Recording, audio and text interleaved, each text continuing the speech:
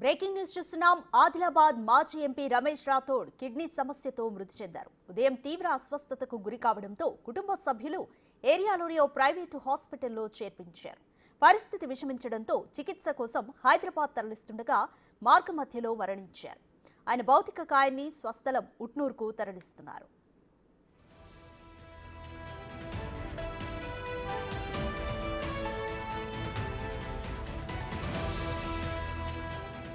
మరింత సమాచారం మా ప్రతినిధి సాయన్న అందిస్తారు. సాయన్న, ఆదిలాబాద్ మాజీ ఎంపీ రమేష్ రాథోడ్ కిడ్నీ సమస్యతో మృతి చెందారు. కంప్లీట్ డీటెయిల్స్ ఏంటి?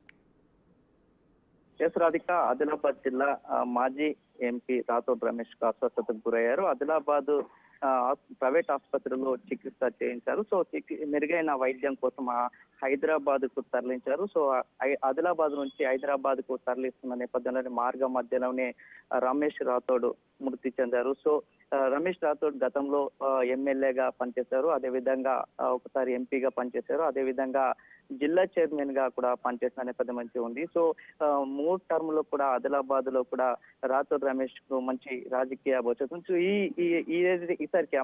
ఈసారి ఎంపీ బీజేపీ నుంచి కూడా టికెట్ ఆశించి కూడా భంగపడ్డారు రాథోడ్ రమేష్.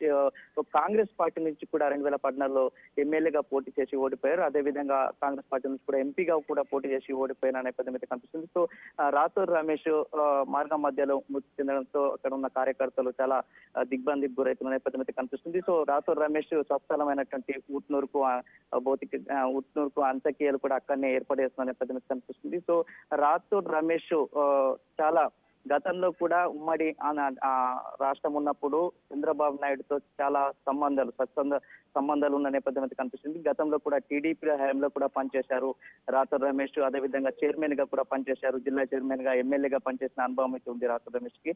సో రాథోడ్ రమేష్ మృతి చెందడంతో కార్యకర్తలు కావచ్చు, అభిమానులు ఇబ్బంది వ్యక్తం చేస్తున్నారు.